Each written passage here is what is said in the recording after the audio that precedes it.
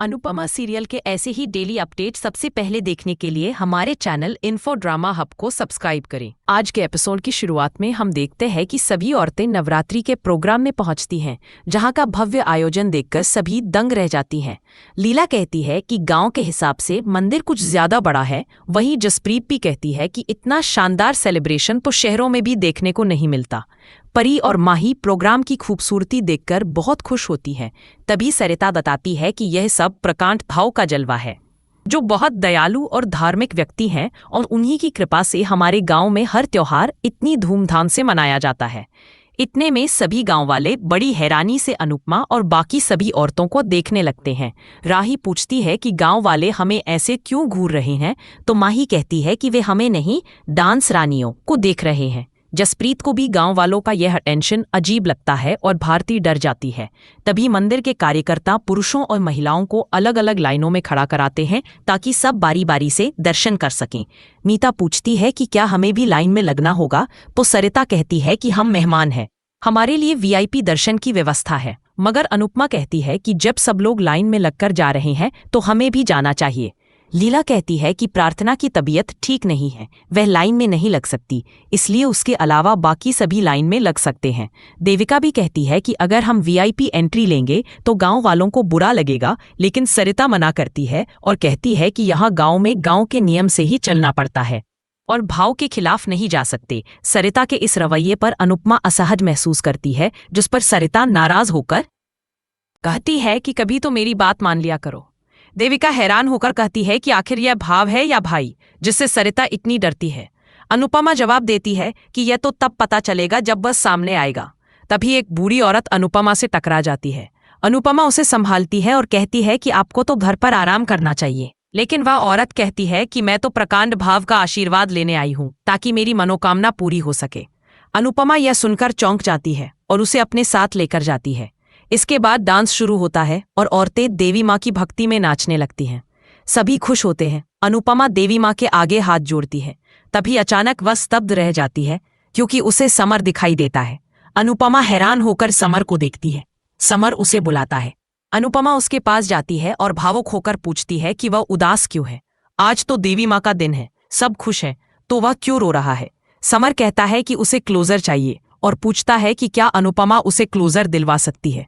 अनुपमा समझ नहीं पाती और पूछती है कि किस बात का क्लोजर। तभी वह सपना टूट जाता है और वह देखती है कि उसने राही पर हाथ रखा है और वहां समर नहीं है। अनुपमा परेशान हो जाती है। तभी राही भी समर को देखती है और दोनों एक साथ उसका नाम लेती हैं। राही कहती है कि आज उसे समर भैया की बहुत याद आ रही है और उसने उन्हें यहाँ से जाते हुए देखा है। अनुपमा यह सुनकर चौंक जाती है और सोच में पड़ जाती है कि समर किस क्लोजर की बात कर रहा था। इसी बीच शाह हाउस में अंश और पराग शतरंज खेल रहे होते हैं। अंश खेल जीत जाता है और खुशी से झूम उठता है। पराग कहता है कि जब बेटा जीतता है तो बाप अपने आप जीत जाता है। अंश इमोशनल होकर पराग को गले लगाता है और कहता है कि आज वह उदास था, लेकिन पराग ने उसका दिन सुंदर बना दिया। तभी अंश को फोन में बाबूजी के मिस्ड कॉल्स दिखते हैं और वह परेशान हो जाता है।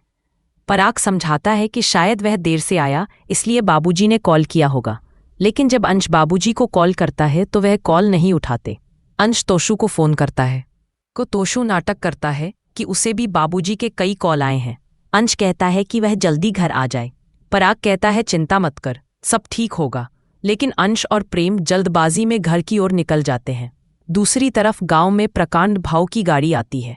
सरिता खुशी से कहती है कि भाव आ गए हैं। गांव वाले जय भाव के नारे लगाते हैं और फूल बरसाते हैं।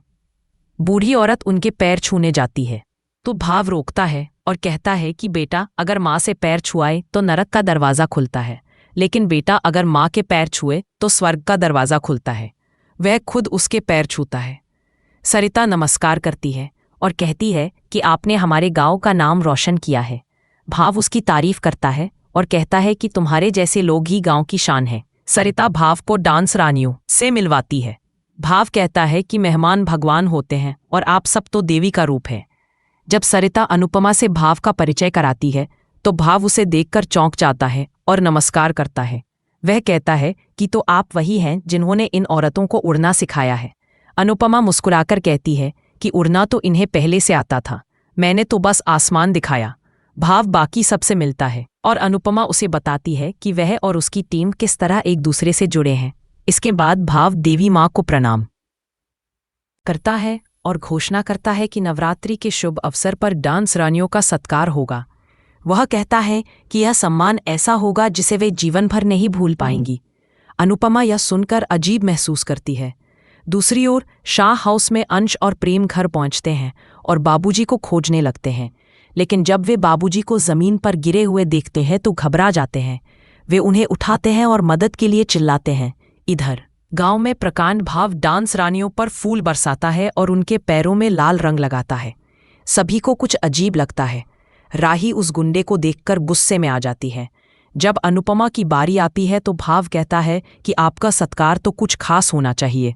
अनुपमा कहती है कि आपने मेरी टीम और परिवार को सम्मान दिया, वही मेरा सम्मान है। भाव मुस्कुराकर कहता है कि परंपरा निभानी ही पड़ेगी और उसका भी सत्कार करता है।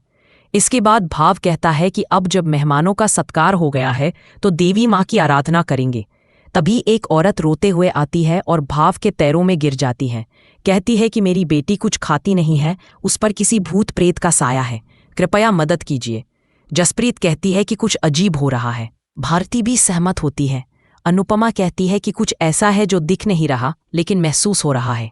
देविका भी कहती है कि यह सब नाटक लग रहा है। सरिता कहती है कि यह भाव ही भगवान है, भाव ही दवा है और भाव ही अस्पताल। लीला मजाक में कहती है कि अगर भाव मेरे घुटने का दर्द और पाखी का दिमाग ठीक कर दें तो मैं मान जाऊंगी। तभी भाव उस लड़की के सिर पर हाथ रखता है और कुछ मंत्र बोलता है।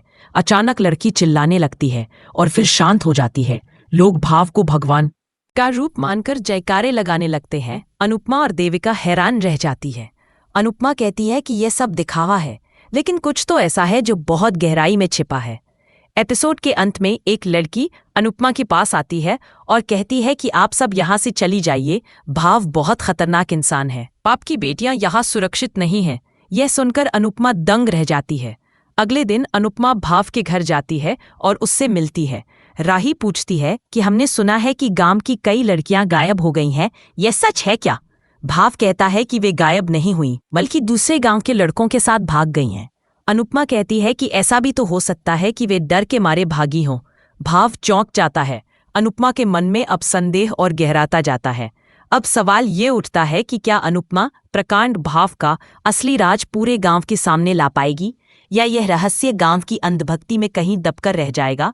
आप क्या सोचते हैं? क्या अनुपमा इस अंधकार के पीछे की सच्चाई उजागर कर पाएगी? आज का एपिसोड आपको कैसा लगा, हमें कमेंट में ज़रूर बताएं और ऐसे ही अपडेट्स के लिए हमारे चैनल इन्फो ड्रामा हब को सब्सक्राइब करना न भूलें।